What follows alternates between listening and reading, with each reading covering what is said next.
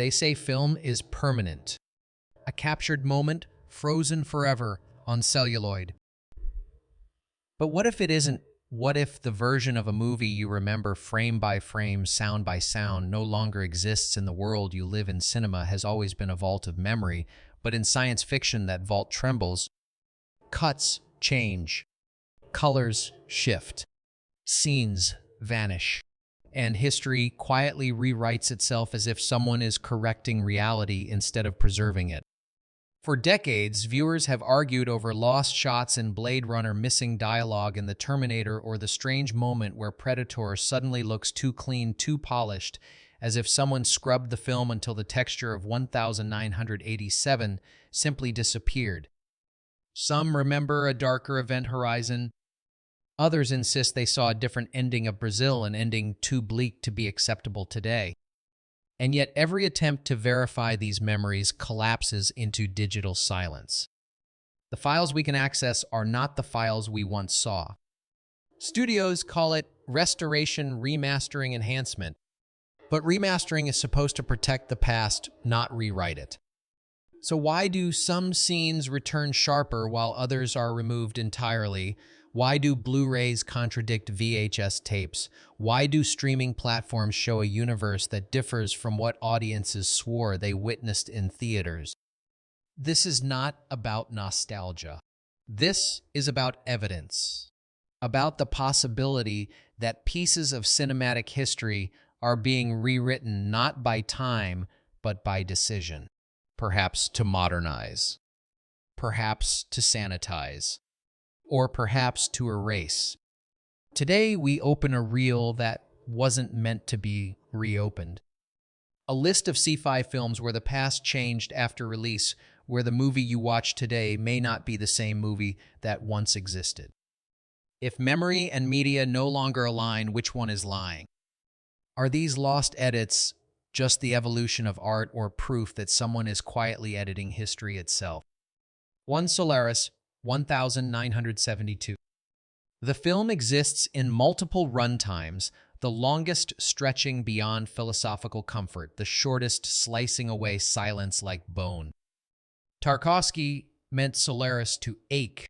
Every pause, every corridor walk, every breath against existential gravity mattered. Yet some versions cut nearly half an hour.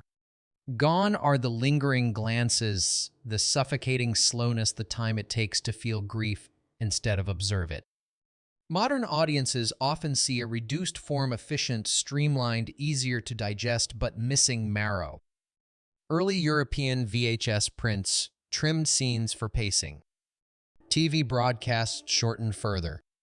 Digital restorations attempted reconciliation, but no edition stands untouched. A viewer's memory is defined by which copy reached them first, the long dream or the trimmed echo. Film scholars track runtimes like paleontologists, arguing whether cuts reflect necessity or interference. Is the missing footage lost, hidden, or simply inconvenient to modern distribution? A film about memory now survives as memory, mutable, uncertain, revised by preservation. Maybe the most accurate version of Solaris is the impossible one, the version that lived once and now lives only in the minds of those who remember. 2 Brazil, 1985. 2 endings, 2 philosophies, 2 histories. Gilliam's cut, bleak, unflinching, collapses into despair. The universal love conquers all version rewrites reality into comfort. Here, fantasy triumphs. Authority yields. Darkness recedes. The difference is not cosmetic. It amputates the story's spine. One ending leaves you breathing cold air. The other gives you a pillow. Studio executives pushed for optimism. Gilliam fought back until the fight became folklore. Clandestine screenings, journalists tipped off like informants, the director smuggling his own film into the public sphere. Gilliam eventually won critical support, but distribution remained a battlefield. Today, streaming platforms rotate versions quietly like shifting truths. Some viewers stumble into the hopeful ending, without realizing it is an alternate reality, not the story the director intended, but the story the market preferred. Physical media reveals fractures. Criterion houses Gilliam's vision, other releases default to the rewrite. Which reaches the future depends on licensing algorithms, curated archives, and the slow erosion of availability. A dystopia is rewritten not by censorship, but by preference. If a story about oppression can have its ending softened, is the film changed or is the audience? 3. Blade Runner 1982. No other sci-fi film embodies the idea of cinematic revision like Blade Runner. It exists not as a single movie, but as a constellation.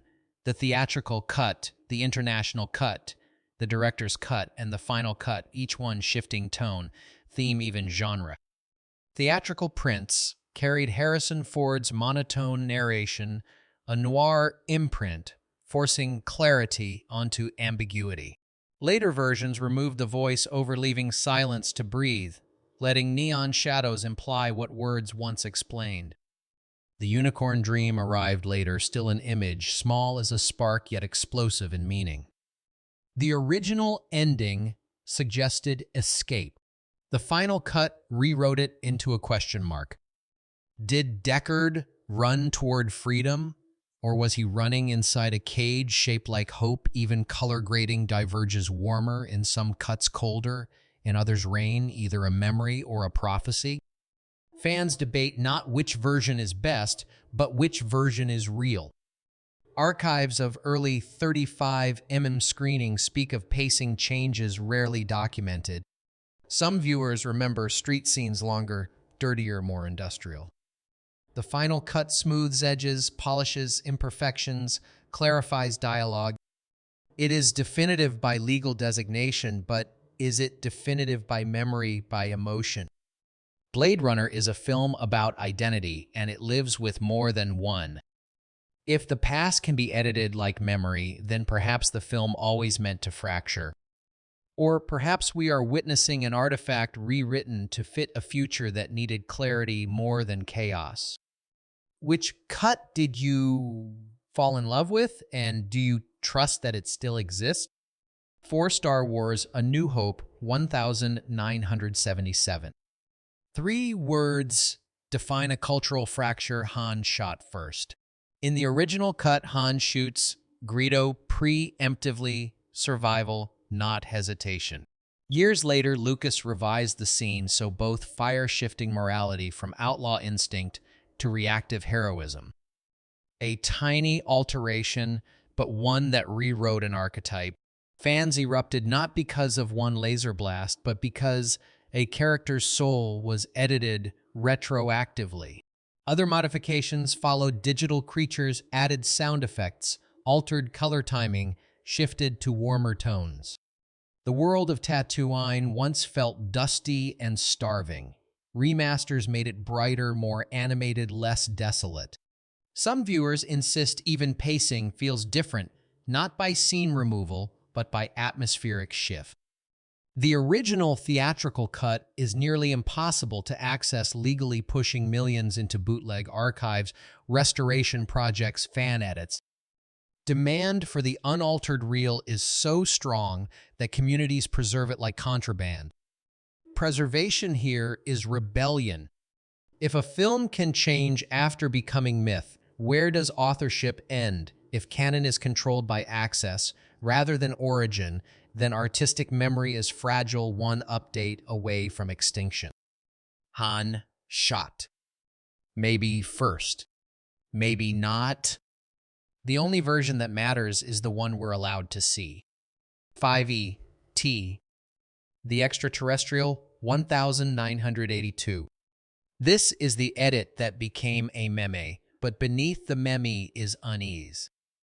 In 2002, Spielberg replaced police firearms with walkie-talkies, altering not plot but feeling. The original shot conveyed fear, tension, authority. The revision softened the moment, implying caution rather than threat.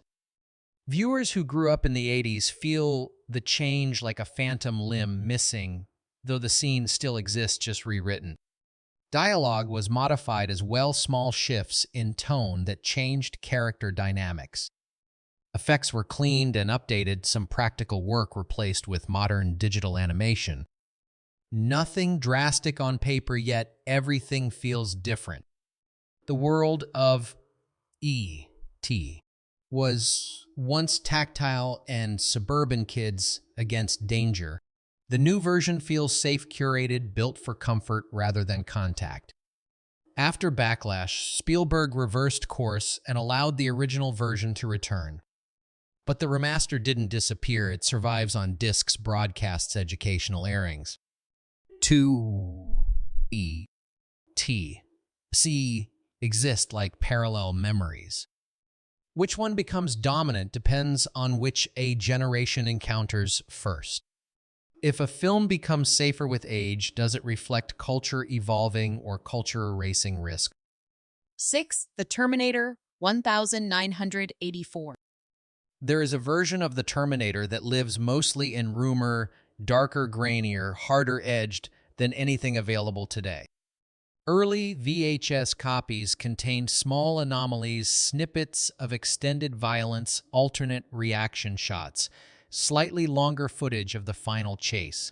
They aren't dramatic changes, but for fans who rented the tape in the 80s, they feel unmistakable. When modern remasters surfaced, clarity improved, but grit faded. The film looked younger, smoother, almost polished. That polish is exactly what many insist never belonged. Some collectors remember a different audio mix too. Gunfire sounded heavier, metallic. In the remaster, it rings cleaner, less industrial. Dialogue pacing subtly shifts the same lines, but the rhythm feels new, like breaths have been shortened or respaced. If memory is correct, the Terminator once mirrored the brutality of its world, mechanical, unrefined, relentless. The new iteration looks like a film aware of its legacy, refined, curated, historically significant, rather than grimy and alive. The most debated change concerns the final factory battle. Some swear they watched a version where Sarah's desperation lingered longer, where sparks and metal clashed in a rhythm closer to panic than choreography. Yet no modern version preserves this sensation. Enthusiasts search convention tables and private archives like scavengers, hunting for proof the original heartbeat still exists somewhere. So we face a question: was the film remastered or rewritten? Was texture lost because technology advanced, or because brutalism was replaced with preservation aesthetics? If machines evolve by design, did the Terminator evolve too, not forward but away from what it once was? 7. Aliens 1986. The hive wasn't always this big. In some minds, Aliens was leaner, faster, more relentless before the special edition restored scenes many now consider essential.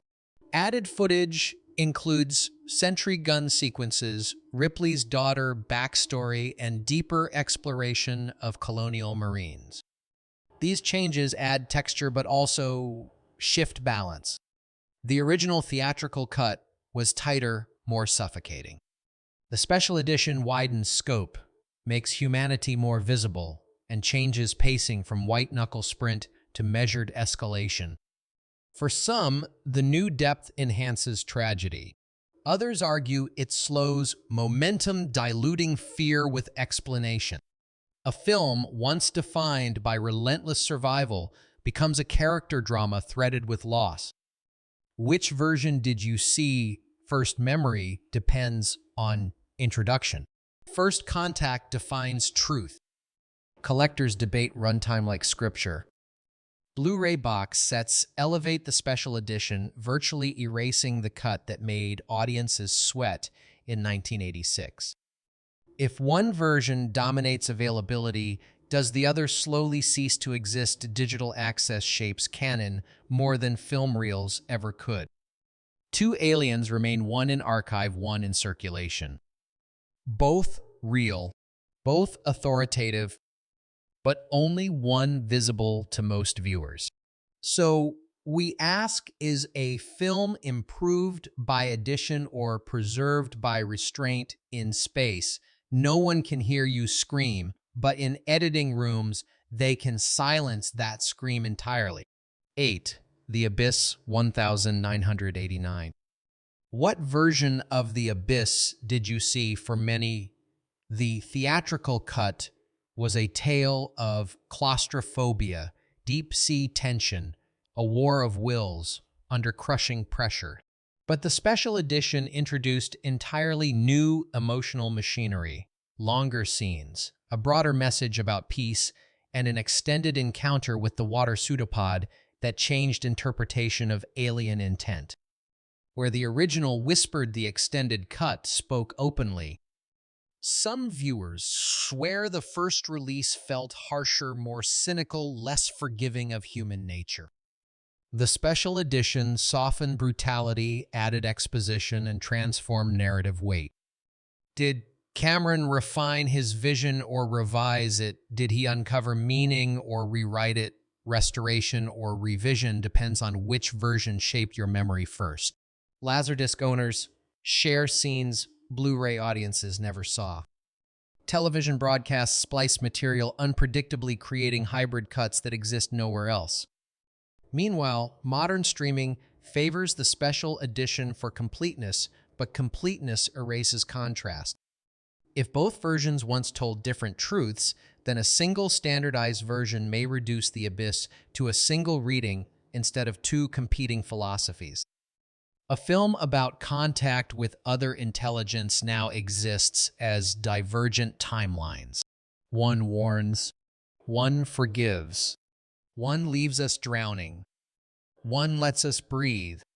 So, which is authentic, the story that terrified or the one that reassured? 9 Event Horizon 1997. Few films carry legends like Event Horizon. A movie already infamous for brutality, but rumors suggest that theatrical audiences saw something darker footage that vanished then resurfaced only in fractured whispers. Early viewers claim scenes of the missing crew drifting in void bodies, twisted beyond physics screams, layered with whispering Latin. Yet, most modern releases contain only seconds of this nightmare reduced to brief flashes. Was the original longer, or did we create the rest in our minds because the absence itself feels like a wound?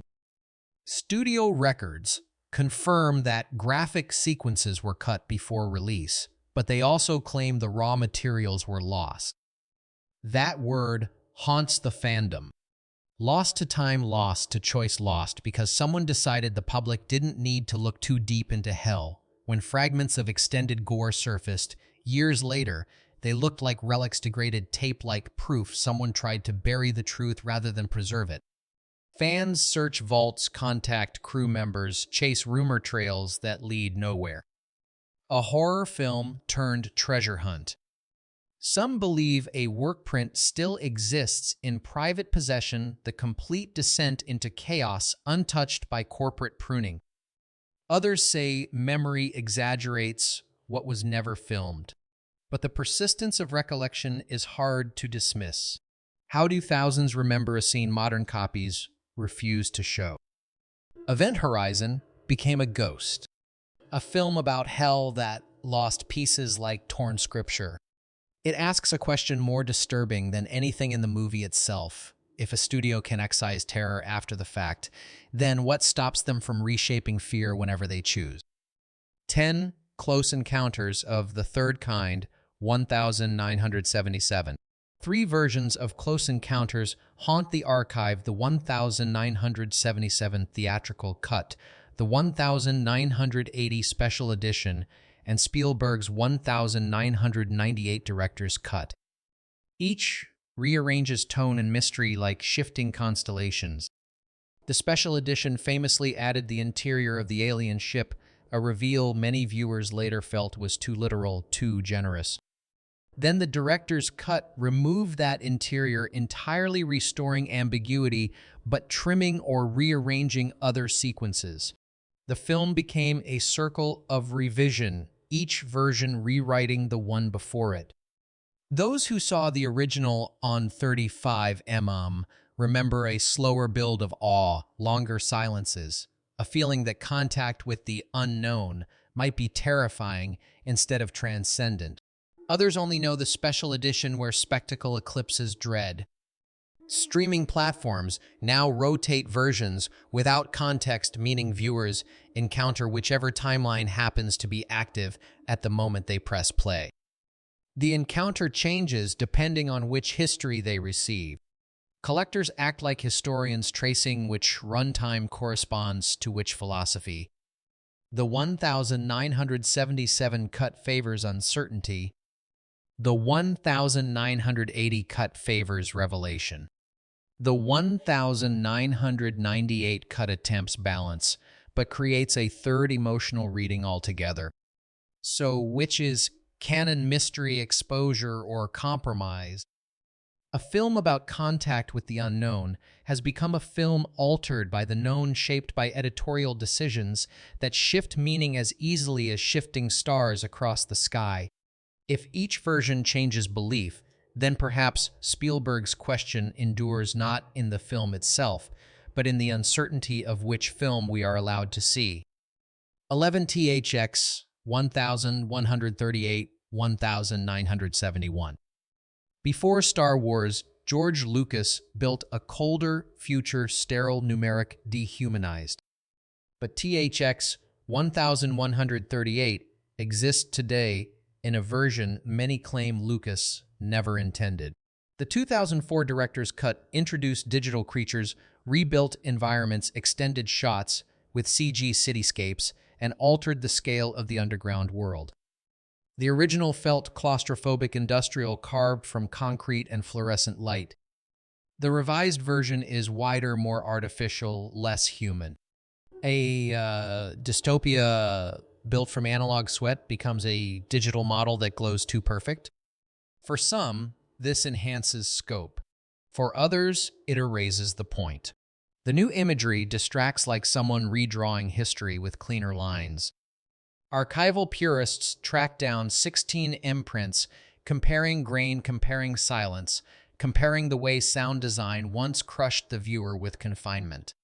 One version suffocates. The other merely surrounds. Lucas claimed refinement, not revision. But when differences alter emotional architecture, refinement becomes rewrite. A dystopia should feel small, crushed, under control. Why expand it to modernize, to align visually with later Lucas projects, or to reshape tone retroactively? The troubling part, the original cut is not widely available. Modern platforms default to the revised version, meaning a generation may never see the film that once existed. If a dystopia can be sanitized by the very artist who conceived it, then authorship becomes a loop, not a moment. Cinema becomes editable in perpetuity. So which matters more, the film we can access or the one that built a director's legacy before it was digitally repainted? 12 Solaris 1972. There is a version of Solaris that feels like a dream, half-remembered, longer, heavier, slow, like thought itself. And then there is the version many modern viewers know, trimmed by nearly half an hour in some international releases. That missing time is not trivial. It alters how loneliness unfolds, how the ocean thinks, how grief breathes. Tarkovsky's pacing was a deliberate weight, but edited cuts dismantled that gravity, turning philosophical disorientation into something more digestible, more manageable, almost too manageable. Older filmgoers swear they sat through sequences now absent. A lingering walk through the station corridors. A conversation that stretched into silence like space itself. The sense of cosmic grief once felt endless. But VHS tapes in the West carried shortened cuts, and early foreign television broadcasts clipped more still. Decades later, restorations try to reconcile versions, but memories conflict. Did we watch a film about time, or did time consume a film? The search for a definitive Solaris is an archaeology of media fragments. 35 imprints surface at festivals like Fossils. Criterion releases fill gaps but raise new questions. Was Tarkovsky's original cut truly complete, or did distributors intervene even before export? What audiences experience today depends largely on which cut they found first and which one has survived platform rotation. If isolation is a theme, then perhaps the missing footage is part of the text itself. A film about memory now exists as memory. Tarkovsky asked whether thoughts can shape reality. The modern archive answers by rewriting the film through variation and loss.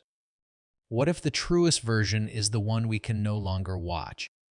13 Brazil, 1985. Two endings exist for Brazil, and knowing which one you saw shapes the story you remember. Terry Gilliam's version ends bleakly, a descent into futility where rebellion collapses under authoritarian weight. The Universal Studio cut, the so-called Love Conquers All edition, rewires the message entirely. Fantasy triumphs. Oppression softens. The world no longer feels merciless, just inconvenient. A dystopia becomes a dream. Gilliam fought the studio publicly. He smuggled prints to critics like secret evidence of a suppressed timeline. A clandestine screening even ignited a debate so fierce it became legend, a director battling a corporation over reality itself. But decades later, something stranger happened. With new restorations and streaming rights shifting across platforms, some viewers swear the borderline optimistic cut surfaced quietly in places where the director's cut was expected. Others claim they saw the bleak ending vanish from rotation for months at a time, leaving only the softened narrative accessible to casual audiences. Was this an accident, a licensing shuffle, or something more deliberate, reshaping perception by normalizing optimism instead of despair? If a film's moral spine can be swapped depending on distribution, then meaning is no longer fixed. Cinema becomes fluid, editable, reconfigurable. Brazil is more than a movie now. It is a test case for the fragility of artistic intent. The version you see today might not be the one you remember, and the version tomorrow might not resemble either. So, what is canon, the film that was made, or the one audiences are allowed to watch? 14 Predator, 1987. There was a time when Predator looked like jungle grit and war films sweat skin, uneven grain dancing like insects in heat, mud reflecting every breath of chaos. It felt dangerous, tangible, a film you could smell. But the modern remaster smooths faces until they resemble wax armor, becomes plastic, and skin lacks pores entirely. The soldiers no longer look like men hunted in the dark. They look like mannequins under studio lights. No studio statement claims alteration. The official justification is digital clarity. And yet clarity without texture is sterilization. The jungle loses menace when every leaf is polished. Blood loses threat when its edges are too soft. The remaster creates a paradox, a sharper image that feels less real. Collectors who own old Laserdiscs and early DV transfers insist the film once breathed differently, harsher, grainier, more human. Screenshots circulate like contraband. Fans compare the versions side by side, and the result is unsettling. Light behaves differently. Shadows flatten. The monster feels less like something hiding in the leaves and more like a suit under high-definition scrutiny. Why would a studio erase grit? Was it aesthetics or erasure of a cinematic era built on texture instead of polish? If a film about survival loses roughness, does it lose truth? Maybe Predator was not just remastered. Maybe it was softened, sanded clean, made safe. And yet something vital slipped through the cracks, a rawness modern versions cannot recover. So the question becomes, if we upgrade imagery at the cost of soul, what exactly are we restoring? 15. The Matrix 1999. There is a version of the Matrix that lives only in memory, and then there is the version most viewers see today. The theatrical release arrived with a palette that felt cold and metallic, real-world scenes neutral and harsh, while the Matrix sequences were tinted faintly green, subtle, atmospheric, a suggestion rather than a declaration. But in later home releases, especially the Blu-ray editions, the green filter was amplified to a level many older fans never recall. It is no longer a whisper of unreality, it is a visual proclamation. The digital regrade, reshaped tone mood, even the psychological texture of what audiences believed they saw in 1999. This shift seems small, but it changes everything. Scenes that once appeared grounded now look undeniably simulated. Characters feel like constructs rather than humans trapped inside a machine. The philosophical ambiguity of what is real becomes something closer to nothing ever was. Some argue this was intentional refinement to match sequels. Others maintain that the theatrical print was more balanced, more human, more fragile. And yet, when fans seek proof, they face a wall of curated master files that no longer resemble the memory they defend. VHS transfers support one side, Blu-ray another. Streaming platforms fall into silent alignment with the modern grade, as if the film is being consolidated into a single canonical reality. So which version is real? The one preserved digitally or the one preserved in human recall? If memory fails, when the archive rewrites itself, do we lose the past or create a new one? Maybe the truth of The Matrix is not that the world was a simulation, but that the film itself now is. There is a version of Dark City that opens like a mystery and another that opens like a confession. The theatrical release carried a voice over explaining the world, the strangers, the architecture of the nightmare. It told you what to fear before you felt it. But the director's cut removed that narration entirely, restoring confusion as a feature rather than a flaw.